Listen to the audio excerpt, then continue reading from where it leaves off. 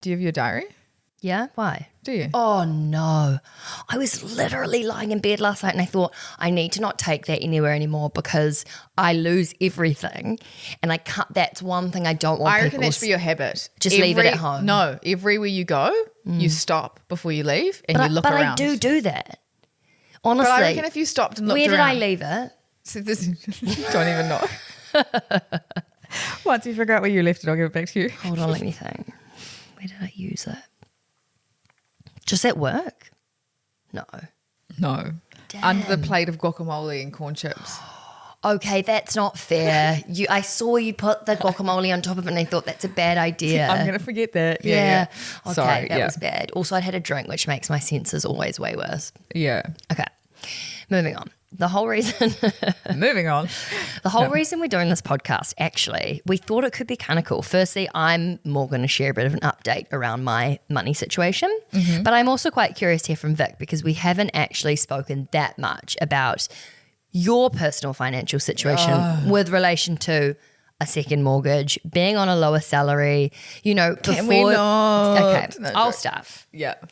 So at the moment, I have a few goals. Some of them are short term. Actually, most of them really are in the short term realm.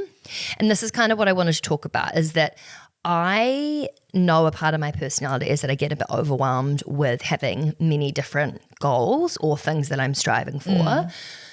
Because when it comes to saving, investing, etc., which hopefully by now everyone knows is the same thing, but basically I'm like, okay, shit, I've got all these different things. How do I invest for all of them? I find overwhelming. Anyway, the three things at the moment that are on my immediate want to invest in is I really want to get my eggs frozen. Nice. So Vic did this when she was my age. Sorry, I didn't mean to make that. Gave her the look of fuck you. Sorry. No, when you were my age. No, but I just remember because it was during lockdown and we were living together. And I was 32. Yeah, I'm 32. So I You're was only 32. Oh my God. What do you mean? Only No, I know. Okay, I to be just fair, forget. in 2 months, I'm 33. So actually, I'm technically, and I remember at the time thinking I should just do this right now because I know the earlier you do it, the better. Blah blah blah. Yeah. But I've had so many mixed opinions and people's feedback being I think it's just a big money have, it's not guaranteed. Well, the biggest frustrating thing with that is usually you don't have enough money for that until you're later in life and then it's too late to do it. So it's this whole chicken and egg, excuse the pun, you need, sorry, you need the money when you're younger but you don't have the money. I don't know. It's just so. Well, I thought about doing this from 26 because I always thought it's just so weird and I don't think that many people would have been aware of it at that time. But I was working in breakfast radio. I was getting up at silly o'clock, 3 a.m. And I was just I didn't see my life slowing down for quite a long time. And I've always, and this isn't to say that they're mutually exclusive, but I've always thought I really want to have kids. No, that. But I also really want to dig my teeth in the workspace. And I didn't want to feel bound by time or age, which is unfortunately just the reality of being in a woman's body. I wouldn't do anything differently, but I always thought I'd love to be able to invest in getting my eggs frozen if I could. Yeah. And I looked into it when we were living in Sydney and it was 10 grand. And I was I definitely just don't have the money to spend on that. And also priorities, it's probably not a priority then as much as it is now. Yeah.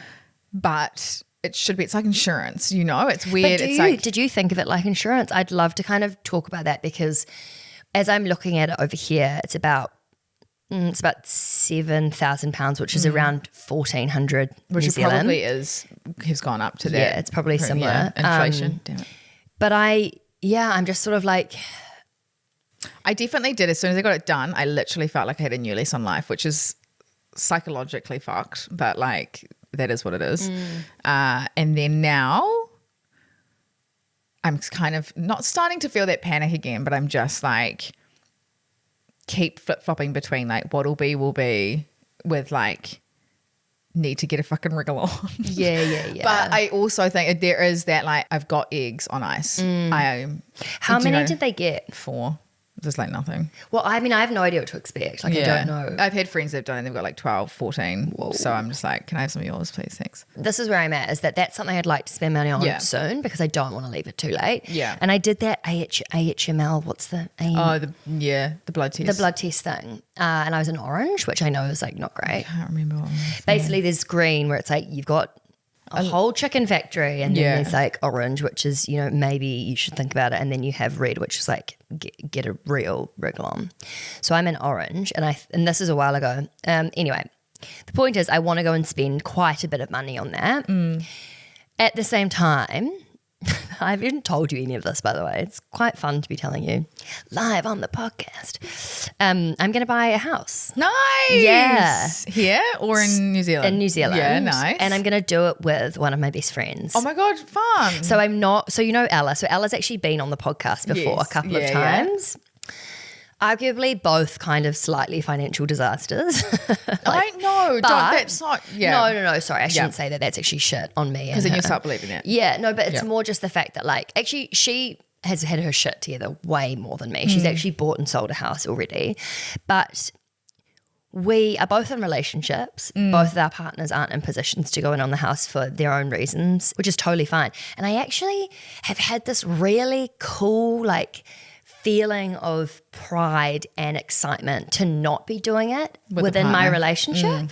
Yeah, because we were talking about it and we were like, oh, well, we don't need to sign a prenup.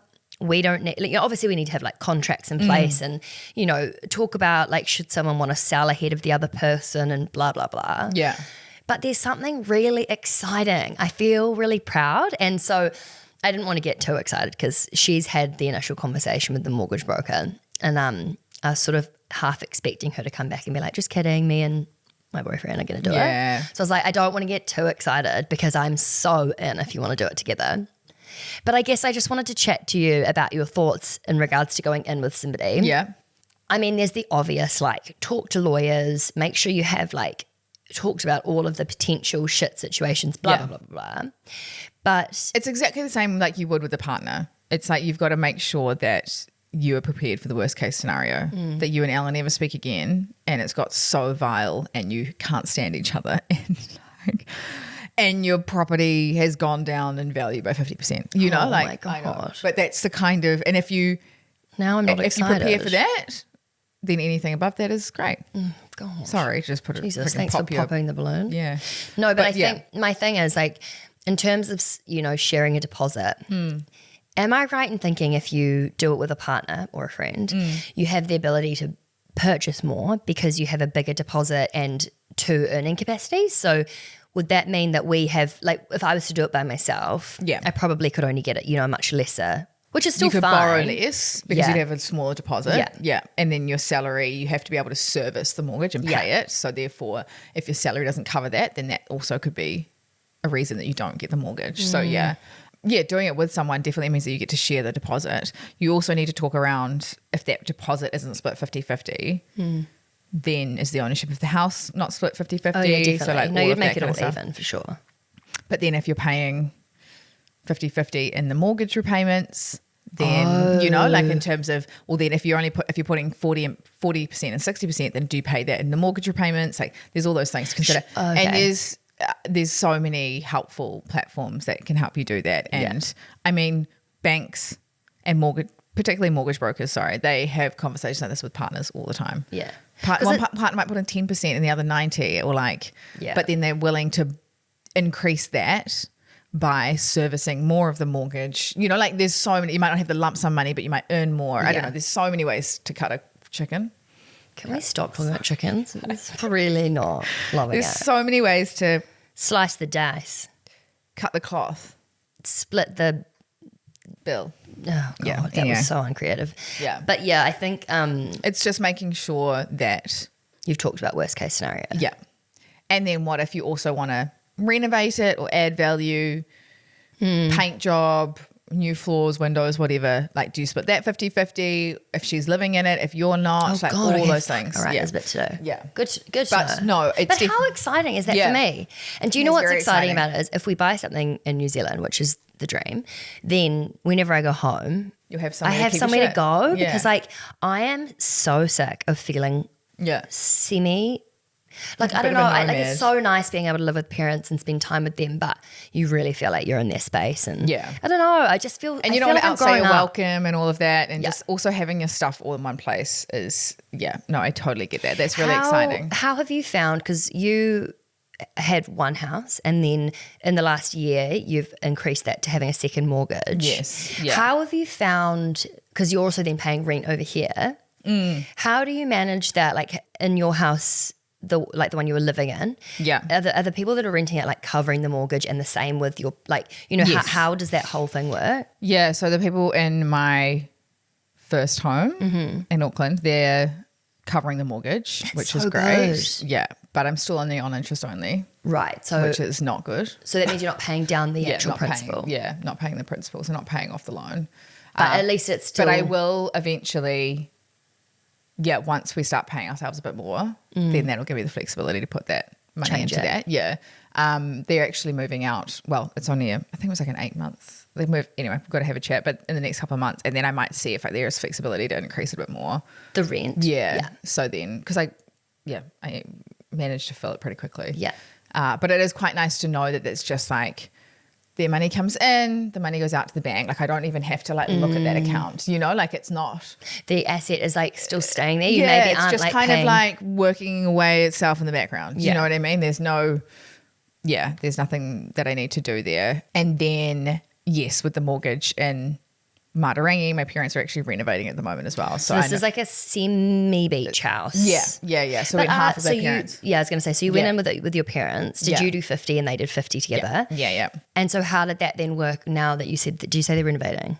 Yeah, so now they're renovating. So they're like running everything past me in terms of like the costs. Do you have to contribute? Yeah. Oh, so you're doing it all 50-50. But we're gonna wait till we're finished, and then they'll send me a bill. Scary. But they're running everything past me, which is fine. And What if they choose like hideous tiles? well, or that's something? why I said, like, even if I'm asleep, do not make a decision. And they're sending me videos and updates, and it's actually quite good. And they're both retired, and Dad loves this kind of stuff. So we're actually saving a lot in terms of like building costs and stuff, because he's just chipping away at it. I think it's an excuse to probably just get away from Mum and just be like, I'm going to Motherring again. No jokes, they're fine. And so, Yeah. So then there's obviously that added cost. but do you pay for the mortgage of that house too? think Oh, sorry. Do you pay for the mortgage of the house? Yes, yep. So paying for that mortgage. So that's been an additional mortgage that's been added. So the overall mortgage repayments have increased that I'm paying. How are you affording that on our salary? Yeah, no, it's fucking hard. Are It's you paying for definitely- it with the salary, or are you going into your like I've investments? gone into my investments a little bit very early on. I took out a chunk of money just to pay for like lawyers' fees and stuff. And also when we moved over here, I had to put my first house into a trust and all of that, which actually cost quite a bit from lawyers. So there's like big bills like that, which I unfortunately had to. Yeah, it's just a case of literally, like I haven't bought like any new clothes or anything. Yes, you have. I have not. You bought the row bags. Oh my God. Well, I haven't bought. Like, sorry. I mean, I've cut back a lot. And one of them's yeah. big enough for me, like, sit in it. Like, No, okay, yeah, I have definitely. that's kind of what I mean, though. I'm yeah. really, I wanted to know, like, with our salary, knowing that right now we're not even on 100 New Zealand. Yeah, That's yeah. like, to be having 2 mortgage repayments plus paying rent over here. I was like, I just wondered if you were going, because Mortgage, the house in Matarangi was like pretty cheap, to be honest. And so the Right. mortgage, it's not like it's hardly moved the needle in terms of the mortgage repayments. So it's like can you kind give of me like a- just a general picture of like what would a weekly repayment be towards that mortgage if you were doing half of well, it? I haven't split them out, so it's all kind of lumped into one. Oh. Yeah. Yeah, but yeah. still, like rent here, Yeah, rent here. it yeah. is expensive. But it's, yeah. It's just impressive. Like I'm like really impressed that you're managing, Yeah. because you're also, it doesn't seem to be that you're cutting down hugely on your lifestyle, or like, or do you feel like you've had to? Yeah, I definitely feel like I've had to. No $600 dog beds, that's for sure. Yeah. For anyone that missed that, Vic used to spend some pretty interesting amounts of money on really random Yeah, shit. just real fucking weird shit. Yeah, lifestyle creep is real, and reverse lifestyle creep is real. Yeah. Like I haven't booked any holidays or anything. Yeah, okay. Like, What I about can't- when when Vic first joined the Curve, she basically got herself to a financial situation where she put like goals in place Yeah. to get herself to 100,000 in investments. So Yep. like not including her house or anything, but like in like funds and stocks and whatnot. Before I took the leap. Yeah, before because you just never know what's going to happen in a startup. And so with that, have you had to like significantly dip into it, or if you managed to like keep it like? I've dipped into probably about 40 grand of it. Oh, okay. Yeah. So you still got a decent amount. Yeah. Sorry, I need to stop hitting the chair. I know. Sorry if you it's keep hearing that. such That's an amazing. exciting conversation. No, sorry, that's amazing. Yeah. Okay, so sorry. I want to get that back up to 100. Yeah, love that. Just like mentally, I don't know why. Yeah, no, I get that. Yeah. So, okay, sorry, back to me. Yeah. So, buying a house, hopefully. And then the other thing that's live and well that I am navigating at the moment, which I think would be really cool to take in a broader conversation with the community. And like, I'd love to hear more about how other people manage. Why are you grinning at me? Am I hitting the floor now? Honestly, I need to get a stress ball or something. yeah, Give no, you a little- it's my ADHD. I can't sit still. Yeah. So I've been in a relationship for like, gosh, not that long. Yeah. Why are you laughing now? Look. No, I'm noticing it. Whereas before, yeah, okay. Sorry, I was Stop just it. yeah. You're being distracting. I'm sorry. So I am in a new relationship and we had our first money, I would say, conflict the other day. And I was like, whoa, this is, okay. Can't even remember. No, Me? not with you. Oh, sorry. We're not in a relationship. Oh, I missed that part. So I wasn't listening. Oh, good to know. So we always talk a lot about like prenups and Yes. splitting things and not making relationships and money super romanticized. You're kind of in a business deal and it's Yeah. like you've got to be, it's not always going to be cute and rainbows and No. fluffy, sexy vibes. And if you want to achieve certain life goals, they cost money. So you want to make sure that you're like aligned with your finances and your goals and all of that. Yeah. And so I listened to a podcast where they were talking about, it was like an Ask Me Anything, and it was a new relationship. And they were like, would you consider a shared account? And the host, like, she's so funny. She was being like, ooh, like kind of like pretending Like a she shared was. bank account. Yeah, I think so. And I think maybe I interpret it initially as just like for bills, but I think what she thought the question was would you be open to like getting paid into the same account? Which obviously is very different to splitting Ubers, you know, or your brunch bill. I would never get my pay put into the same account. I think I would really struggle. No, I'm not saying I have the best spending habits, but like I've done joint accounts where you put a certain amount of money into a joint account and that is what you spend when you're with each other, or even, like that kind of thing. But Did you do it as a percentage of your income? no, or it's like a dollar amount that you put in there. And it was to cover equal? yeah. I can't remember what it was like, maybe like £100 a week or something. Like to cover eating out, groceries, that kind of stuff. And you just increase it if it end up being more. But I can't imagine like putting your entire salary in there. And then like every time they bought something, I'd be like, well, I need to buy something. Or like, which is such a fucked mentality. But like. So this is why I brought it up with him, because I wanted to, what I don't want to get to a point where I'm looking at dollars and cents. Yeah. And by the way, I'm not saying there's anything wrong with that. Like if that's the way that you want to do it, totally fine. I think I don't want to be like, could you transfer me £4 for that coffee? I think the way to get around that though is you have an account for shared things when you're out together, and then you keep your money separate. And whatever that might be, £100 a week, it might be £500 a week if you're spending a lot of time together. Like, do you know what I mean? Yeah. I think for me, and this is exactly what happened in this conversation, is that I wanted to say I probably, maybe I didn't explain it in the best way, but I sort of said, hey, can we talk about the shared account thing? Like, I'm not sure how I feel about it. Yeah. And what I was trying to do was just open the conversation, and it kind of spiraled, but whatever. Anyway, the point is, we're really trying to enforce having really fun money conversations with your partner. I just think it's important to be realistic. Like, I think I reflected on the conversation afterwards thinking, oh, and if you're not comfortable with it, definitely. no, it was just, I think what I took from it was, here we are sitting on our, I was about to say high horses, but, talking about how ask for prenups, do this, do that. But when it's the reality of it, it's way more delicate and things aren't as straightforward. And I just experienced that in real time. And I thought, it's easy to say when you're single or you're not in a relationship, be like, do it this way. Yeah. So anyway, I think what I was trying to talk about was, I don't love the idea of, splitting small amounts, because I actually really like getting someone a coffee or shout. Like I get a lot of enjoyment from shouting something, not all the time, but I think it was just, how can you keep that within the relationship dynamic to an extent where you can do nice things for each other like that without. I think it's a joint account then. Like you have a joint account for when you're out together and you're paying things together. And then if you want to take them out for dinner and spoil them, you put it on your card. Or buy them a coffee, you don't put it on the joint account card. That's how I would do it. So then if I'm like, can we go to this really nice restaurant because I want to, they don't feel pressure. I don't know. Yeah. And so, well, one of the things that I was thinking could work is maybe there's like a threshold where it's like £10, £20, whatever, where it's like swings and roundabouts. So say it's coffee and a pastry, you know, you get it, I get it, like it's just a bit more relaxed.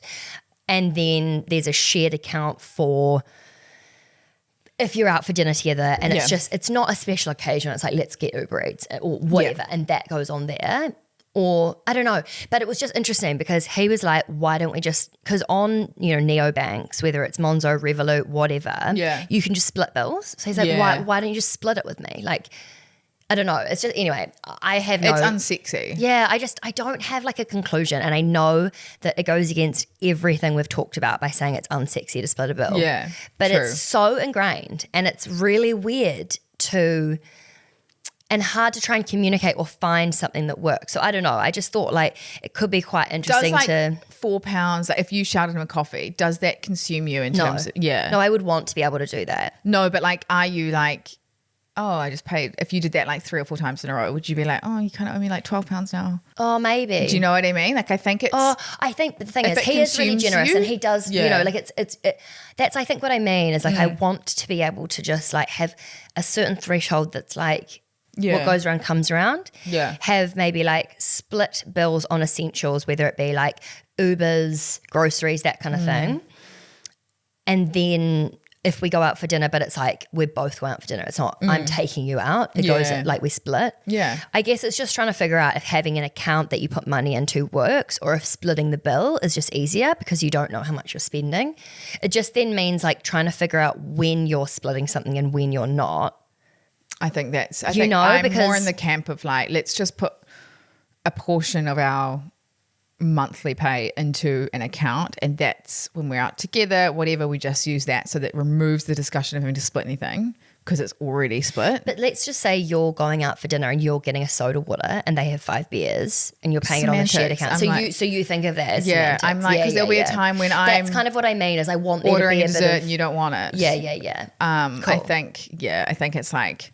Because I think that's what I mean. It's like because I can be quite like, I'm terrible with admin firstly, but I'm also like can get really extreme or hung up on details and I just don't want it to get like that. And I think you've got to think like there'll be times when he's probably thinking that you've ordered a dessert and he's like, I didn't get it, so now I have to pay for your dessert. Do you know when you're sitting there going, you've got 5 drinks, I've got 1, there'll be so many other times that he'll be like, your main was more expensive than mine.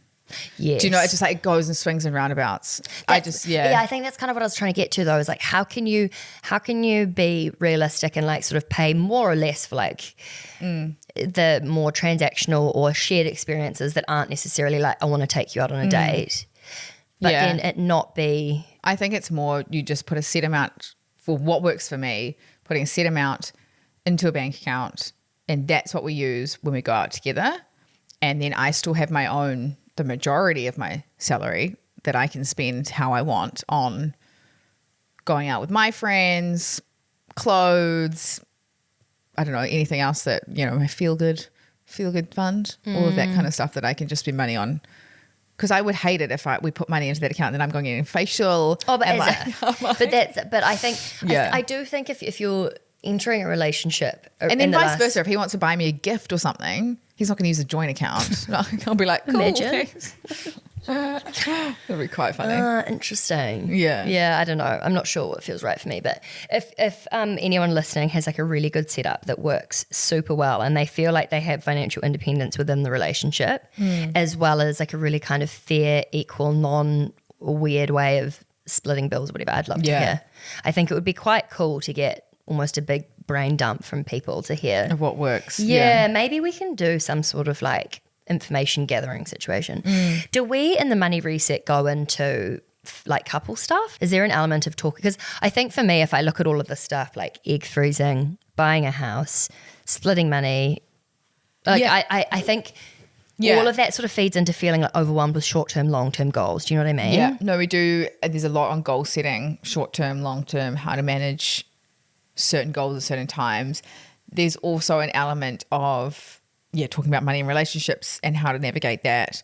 I also think on those, if you are putting all of your salary in the same account and you've got different goals, that's when it can also get quite funny. So true. So whereas if you're keeping the bulk of your salary, which can then go on to fueling your goals, and you're putting a portion aside for your common expenses, that's how you can kind of keep different. If your goals are different, if your goals are like, we both want to buy a house or we both want to have a family, I guess it's different. almost, yeah, I guess it's also like, do you put 5% of your salary in, or do you do the same amount, you know? And I think that it's figuring out what your goals are and what's it going to cost and working backwards, which we do in the money reset. Yeah. Okay, cool. So say yours £7,000 and you want to get there by the end of the year. Okay, what does that look like in terms of how much you need to save a week or a month? Yeah. And what percentage of your salary is that? I think also what is genius and what you definitely teach in the money reset is the idea of like taking your money out for those short and long-term goals at the start of the pay cycle, because I mean, lifestyle creep, something we've talked about heaps. It's the idea that you just adjust your spending based on your salary. But if you're taking out, say, 10% or whatever's manageable, because 10% is like pretty standard. That's what most financial professionals suggest. 10% towards your short-term, long-term money goals. And or your debt, or paying off debt or anything. Yeah, but it's just like, I think then not only is it out of sight, out of mind, and it's just kind of done, but I don't... Conceptually, this is all you've got left is to live off. Yeah, rather than being like, oh, I'll transfer what I've got left over because... we can always spend more. Do you know what I mean? Like there's always something that comes up that we have to buy. I guess it's also like having your own financial plan and then matching that up with your partners, right? Because I know a couple who do like a percentage of their income, and obviously that's swung in roundabouts. One's earned more and now the other's earning more, and like, you know, that works for them. And you're always starting at different places as well. Like with you and Ella, like you were saying, she's already bought a house. She might have more. She probably definitely will have more. But like you're starting from different starting points. So like you need to remember and be a bit like compassionate about different situations you're going into, and like nothing's going to be perfect, but having those discussions and figuring out what works for you as a couple or as friends going forward, I think is really important. Yeah. Like I remember my parents, like my dad had a house, my mum didn't. He sold his house in the UK, moved to New Zealand, bought a house. Like, how did you not feel like you're bringing a lot more to the relationship financially than my mum was? And like, no, but I think that's the thing is that you do. Yeah. And this is kind of what I found when I was having this money conversation recently, is we speak about, of course, it makes so much sense that, but particularly, and honestly, I know this sounds really bad, but I'm just acknowledging what it is.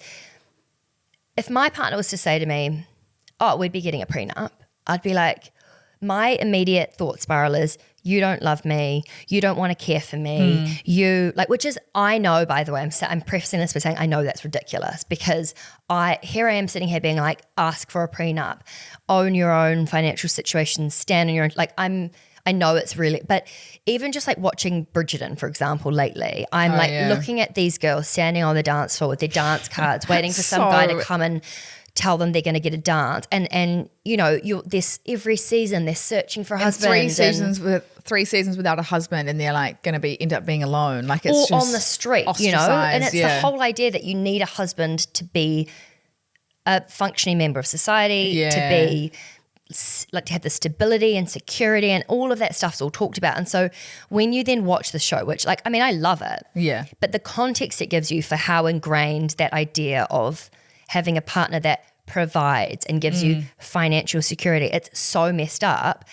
But like if you flip it around, you can kind of understand how conversations become heated and how some people would probably feel like, I literally bought $500,000 into this relationship and you had none. But I think it's also the more conversations we have like this, the less pressure and taboo and scariness there is around them, because if you made them common and normalize them, it wouldn't be so much of like an intense conversation. Do you know what I mean? There wouldn't be so much like, oh my God, you don't love me. It's just. I know, but if you're being honest with yourself, if you were to go into a relationship with somebody that had significantly less assets than you, this is just hypothetical, okay? Yeah. You met someone, you fell in love, you wanted to be in a relationship with them. Yeah. You've spent your whole life up until now being really financially prepared, knowing where your money's going, having your short-term, long-term goals and working towards that. So then say you fell in love, you met someone who has less than $5,000 in their bank account, no assets to their name. How would you navigate that in terms of like, say you wanted to get married, firstly I'd be asking the questions of like, why? Do you know what I mean? Like in terms of like, have they made some bad financial decisions? Have they had to look after family? Like what has got them to their financial situation now? Because everyone is so different. And then, I would be having a conversation about a prenup, but that's vice versa. We could, because yes, I have got financial assets as I'm coming into the relationship, but then what we create together is shared. So he could start a business and be a billionaire and we get to share that. Vice versa, he might want to be a stay-at-home dad and support me, and the Curve becomes $1 billion company. We still share that. Do you know what I mean? It's like, it's all, you're coming into the relationship and you're writing down, this is the starting point. Whatever we create together from now on is shared. Right. Whatever we have created is our separate. Okay. Yeah. So it's like, I like that. yeah, it's like, because we're both starting at different starting places. But if that was reverse and you had 5,000 in your account and you met someone who was really financially secure, had 2 houses, had a significant amount invested in the stock market, blah, blah, blah, and they were like, we're getting a prenup, how would you feel? It would depend on the terms, but I would probably be exactly the same. I'd be like, okay, well, if you're going to be the breadwinner and you want me to support you, then I should be able to effectively have part of that, because you're creating value and creating wealth with my support, even though I'm not technically working in paid employment. But you might be working. I mean, you might still have an $80,000 a year salary and you just don't have assets up until that point. Would you go into that relationship knowing that they're keeping their assets and their money to themselves? Would you feel less supported, less valued, less cared for, all those things? I think it depends on what the situation would be going forward. Yeah. If I was still able to have my career and that 80,000 could increase to 100,000, 200,000, and then I could build up my own assets, and that's fine. But if the conversation was, well, you need to take time out of work to have children, then it's a conversation, well, okay, I need to be compensated for that because now I can't build up my asset bank like you have. Yeah. So we need to have a conversation around the family home that you've brought into the relationship. I think it's just having a conversation. God, and it's like, so complex, it is isn't complex. it? But I also would totally see where they're coming from. No, same. Why should just us becoming a union mean we get, but whoever it is that's bringing in the assets? Because money doesn't mean love. No. But it's so ingrained in how we think. It's how you move forward, I think, is the conversation of like, and some people might be like, you know what? For me, coming into a union of a partnership, a marriage, whatever it is, does mean the combining of assets. And if you're both fine with that, then that works for you. That's fine. There's no like, you should or shouldn't do X, Y, Z. It's just like having a conversation of, okay, well, if we both want to buy our own house in 5 years' time, then what do those contributions look like from a financial point of view, and like how do we achieve that together, and then that asset becomes shared. Then we've both got an asset. I don't know, there's like so many ways to skin a cat. That's the saying. I don't love that. No, I know neither, but that's the saying. We got there. Sometimes I just find the way you say things so funny. Like, it's not even funny, but you know when you're just then, you were like, no, I know. Like I'm like, yeah. What did I say yesterday? It was really funny. What did I say yesterday that was really good? Oh my God, I wrote it down. It was so good. Oh, it was. I literally was like, this is a quote. Okay, if you haven't read the Curve Weekly. But we don't, this is going out maybe not like, So it was something I wrote in the Curve Weekly, and if you don't get the Curve Weekly, please sign up. It's a great newsletter and I put a lot of blood, sweat and tears into it. Yeah. Anyway, and I was writing it and Soph was sitting next to me and I found this article about what level of salary would make you happy, or as it means peak happiness. And there were studies that show it was 180,000 New Zealand dollars means that is your peak happiness. Anything above that, you're not getting any more happy in terms of your salary. And I was sitting there going, I mean, $180,000 is great, but $1 million would make me much more happier. I was like, Vic just turns to me and goes, I think I'd be happy with 1 million. yeah, or 2 million, 3 million. I was like, honestly, who are they surveying? But no, it was more saying that if your salary was going from 80,000 to 180,000, that gap, the jump in that and how happy that makes you versus going 100 from 180 to $1 million, diminishing returns is kind of what they're getting at. But I was like, who wouldn't be happy with $1 million salary? Yeah. I remember so clearly when I first moved to Sydney, I went to, it was like a random uncle. Like, he wasn't, to be honest, even really an uncle. And I stayed in Manly. Do you remember that? That beautiful house. Yeah. And I remember my friend came around one day and she was just like, it was like on the water looking at it. It was beautiful. She's like, oh, you just couldn't have a bad day living here. And it was just so ironic because I'd been really struggling. I'm pretty sure I'd just like lost my job and like my contract hadn't been renewed and I was so anxious and felt really lonely and and I remember her saying that. And I think, it is just, money doesn't buy happiness. Money just doesn't buy happiness. Yeah. And beautiful things doesn't mean that your experience in the world is any shinier. It just means the stuff around you is shinier. Yeah. But I think, I mean, like, I don't, to be honest, I didn't really have any ideas for like what this podcast would be about. And we've kind of just rambled about my life and your life. But I think for anyone that is listening, that's navigating, whether it be short or long-term goals or feeling a bit like, okay, I'm not really using my salary maybe in the best way and like getting partway through the month and feeling a little bit like, oh, my money's not going to the things that I actually really know that I want. Or you don't even know what you want to be like saving or investing for.